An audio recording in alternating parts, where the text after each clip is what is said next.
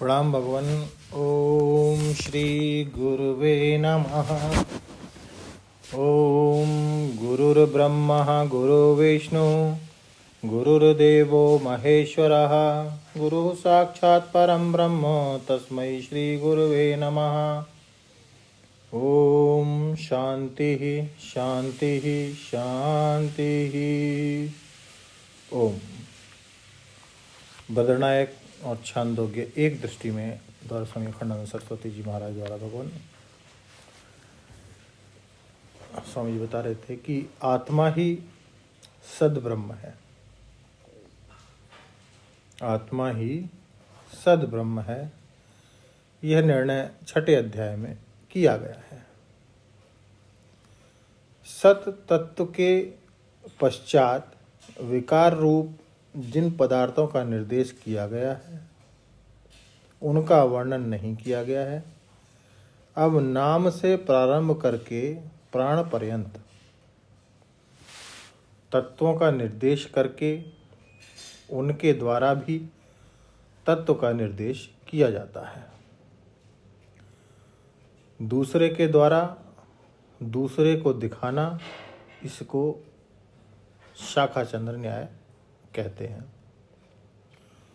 वृक्ष की शाखा के द्वारा चंद्रमा को दिखाने के समान इसे शाखा चंद्र न्याय कहते हैं। इससे यह आशंका भी समाप्त हो जाती है कि सद्वस्तु का विज्ञान होने पर भी कहीं कुछ जानना शेष न रह जाए। यह भी जान पड़ता है कि जैसे क्रमशः सोपान पर आरोहण करते हैं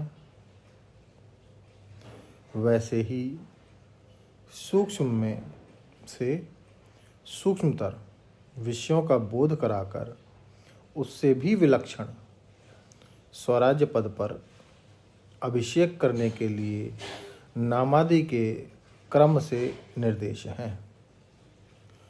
नाम, वाक, मन आदि के एक से एक विशिष्ट तत्व हैं, परंतु सबसे निरुत्तर विशिष्ट तो भूमात तत्व ही है। सबसे निरुत्तर विशिष्ट तो भूमा तत्व ही है।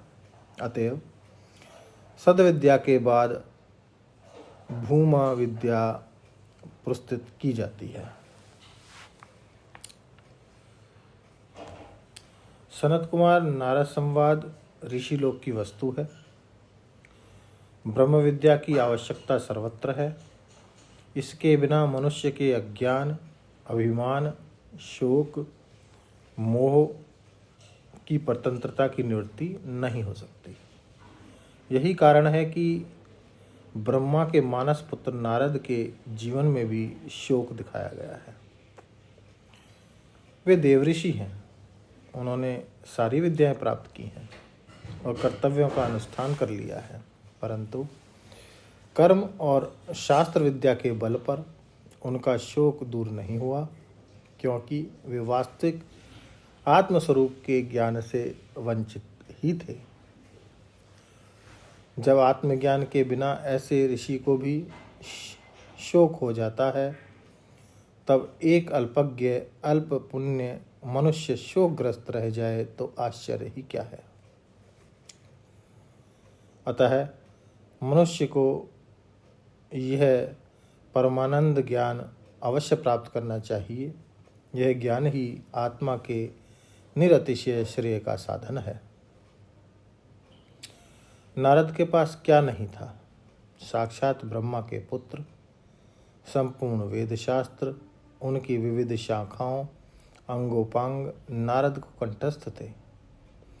सदाचार, साधन शक्ति, संपत्ति की बहुलता थी। इनके निमित्त से होने वाला अभिमान भी उनमें नहीं था। श्वेतकेतु मनुष्य था, उसमें विद्या अभिमान था। नारद ऋषि थे, अपने मानस में अभिमान को स्थान नहीं देते थे।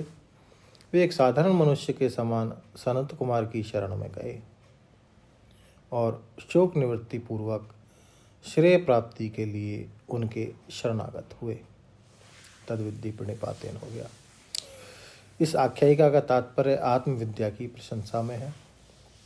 अब सनत कुमार और नारद संवाद को भगवान लेंगे अगले सत्संग में। ओम शांति शांति शांति। प्रणाम भगवान।